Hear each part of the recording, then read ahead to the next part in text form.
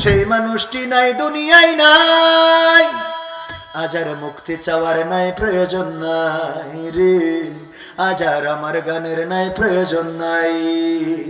আজ আর মুক্তি চাওয়ার নাই প্রয়োজন নাই গো, আজ আর আমার গানের নাই প্রয়োজন নাই। সাহস নিয়ে দাঁড়িয়েছ তাই মুক্ত হয়েছে জমিন, সাহস করে সাহস নিয়ে দাঁড়িয়েছ তাই মুক্ত হয়েছে জমিন, সাহস করে দাঁড়ালে আর একবার কায়েম হয়ে যাবে দিন। নয় নয় নয় আর কোন ভাবতে হবে দিনের বিজয়, নয় নয় নয় আর কোন ভয় আনতে হবে দিনের বিজয়, দিনের বিজয়। যারা ভেবেছিল ছাড়বে না আর ক্ষমতার ওই মাসনদ, দেখেছে তারা রবের পাকড়াও কি করে করে নাস্তানাবুদ। যারা ভেবেছিল ছাড়বে না আর ক্ষমতার ওই মাসনদ, দেখেছে তারা রবের পাকড়াও কি করে করে নাস্তানাবুদ। তাই নয় নয় নয় আর কোন ভয় আনতে হবে দিনের বিজয়, দিনের বিজয়। মানুষের সাথে যারা করেছে দুশ্মনী, করেছে বাড়াবাড়ি, দেশের বুকে তাদের হয়নি তো জায়গা, যেতে হলো মামার বাড়ি। মানুষের সাথে যারা করেছে দুশ্মনী, করেছে বাড়াবাড়ি, দেশের বুকে তাদের হলো না তো জায়গা, যেতে হলো মামার বাড়ি। তাই নয় নয় নয় আর কোন ভয় আনতে হবে দিনের বিজয়, দিনের বিজয়। মামা বাড়ি ছাড়া এই বাড়িতে কি জায়গা হয়েছে? ওগো আমার ভাইয়েরা, আপনাদের বিবেকের কাছে একটা প্রশ্ন করি, এটা আমার জানার বড্ড ইচ্ছা। জানতে চাই আপনাদের কাছে, বিবেকের কাছে জানতে চাই, এই বাংলাদেশে যাকে রাজাকার বানানো হয়েছিল, ধর্ষণকারী লুণ্ঠনকারী বানানো হলো মাওলানা দেলোয়ার হুসাইন সাইদি রাহিমাহুল্লাহ। 13টা বছর কারাগারে রাখলেন। প্রথমে ফাঁসির রায় দিয়েছিল না দেয় নাই? এই রায় যেদিন দিয়েছিল, এমন একজন রাজাকার, লুণ্ঠনকারী, মানুষ হত্যাকারী, মানবতা বিরোধী মানুষ, অথচ সেই মানুষের জন্য বাংলাদেশে প্রায় 1.5 শতাধিক মানুষ জীবন দিয়েছে না দেয় নাই? কথা কয় না? এই জন্য মুনাকে নিয়ে একটা গান লিখেছিলাম, সেই গানটা আবার এখন একটু মডিফাই করেছি।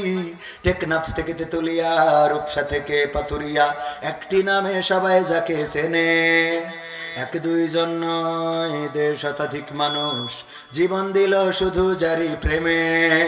সেই মানুষের মুক্তি চেয়ে যেতাম আমি গান গে, সেই মানুষের মুক্তি চেয়ে যেতাম আমি গান গে, সেই মানুষটি নাই দুনিয়ায় নাই।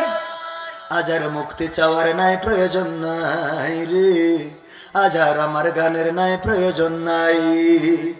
আজ আর মুক্তি চাওয়ার নাই প্রয়োজন নাই গো, আজ আর আমার গানের নাই প্রয়োজন নাই।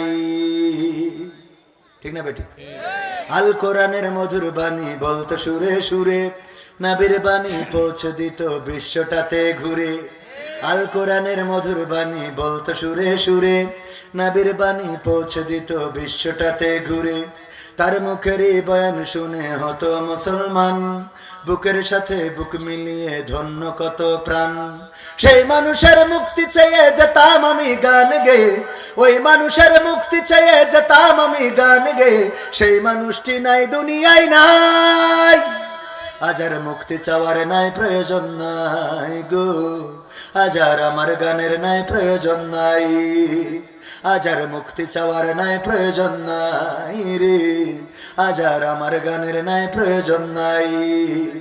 লাখো লোকের সমাগম হতো তার সে মাহফিলে, এসব দেখে আবু জাহেলের কলিজা যেত জ্বলে।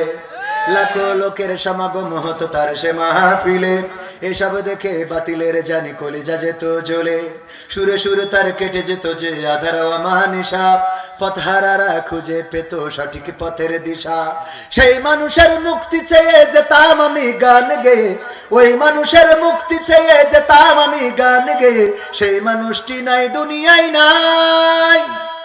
আজ আর মুক্তি চাওয়ার নাই প্রয়োজন নাই রে, আজ আর আমার গানের নাই প্রয়োজন নাই, আজ আর মুক্তি চাওয়ার নাই প্রয়োজন নাই গো, আজ আর আমার গানের নাই প্রয়োজন নাই। এই গানের প্রথম লাইনে কি বলেছি? টেকনাফ থেকে তেতুলিয়া, রূপসা থেকে পাতুরিয়া, একটি নামে সবাই যাকে চেনে। দ্বিতীয় লাইনে বলেছি 1-2 জন নয়, 1.5 শতাধিক মানুষ জীবন দিল শুধু জারি প্রেমে। জীবন দিয়েছে না দেয় নাই? সাতক্ষীরায় আপন 2 ভাই শহীদ হয়েছেন। ওগো আমার ভাইরা, প্রায় 150 মানুষ জীবন দিলেন যেই মানুষটার ফাঁসির রায় শুনে। অথচ এই দেশ যাদের, এই দেশ যার বাবার, এমনকি এই দেশের জাতির পিতা যিনি, তার মেয়ের ফাঁসির রায় হওয়ার পরে একজনও জীবন দিয়া তো দূরের কথা রাস্তায় এসে দাঁড়াইলো না। তাইলে আমার প্রশ্ন হলো, এই দেশের জাতির পিতার মধ্যে কি কোনো ভেজাল ছিল? এটা আপনাদের বিবেকের কাছে প্রশ্ন আর কি, যে মানুষটা এই দেশের জন্য কি ছিল? রাজাকার। তাদের ভাষা কি ছিল? রাজাকার, মানবতা বিরোধী, লুণ্ঠনকারী, চুরি, হত্যা, এমন কোন অপরাধ নাই যে অপরাধের মামলা তার নামে দেয় নাই। এই মানুষটার ফাঁসির রায়ে এত লোক জীবন দিল, অথচ এই দেশ এনেছে বাপের দেশ, তারপরে হলো জাতির পিতা বাপ, সেই মেয়ের ফাঁসির রায়ে অন্তত 2-1 জন ত্যাগ স্বীকার করা দরকার ছিল না? যেহেতু ত্যাগ স্বীকার করে নাই আপনার কর্মীরা, সুতরাং দাদার দেশ থেকে এত লাফানোর দরকারও নাই। ঠিক না বেঠিক? কারণ যারা রাস্তায় নামে না আপনার জন্য, তাদের নিয়ে আপনি, তাদের জন্য আপনার কথা বলার দরকার কি? বরং ওখানে থেকে আল্লাহ বিল্লে করেন, আল্লাহ যদি মাফ করি ওখানে পরকালে নিয়ে যায়, সেটাই ভালো। ঠিক কি না? ঠিক না বেঠিক? এদের তো খালি আছে মুখির জোর, কেস জোর। যদি ওবায়দুল কাদের চাচা এখন পৃথিবীতে থাকতো, তাহলে উনি বলতো, অনেকেই ভাবে তিনি পালিয়েছেন, তিনি পালাননি, হিজরত করেছে।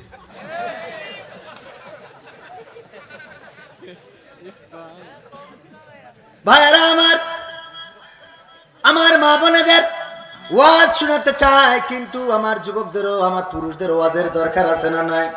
সেদিন বলতেছে, হুজুর গো, স্ত্রী খেদমত করে না, একটু ওয়াজ করে দেন। যখন বলতেছে মুখ থেকে ধূমপানের গন্ধ, আমি বললাম, তোর মুখের যে দুর্গন্ধ, এরপরে যে তোর বউ আছে এইটাই তো বড় কথা, খেদমত খুঁজিস কে জন্য? ঠিক না ঠিক? তোর মুখে যে দুর্গন্ধ, সুসো পাশা খালুতে এত গন্ধ হয় না, এরপরে যে তোর বউ আছে এইটাই তো বড় কথা, আবার কি খেদমত লাগবে তোর?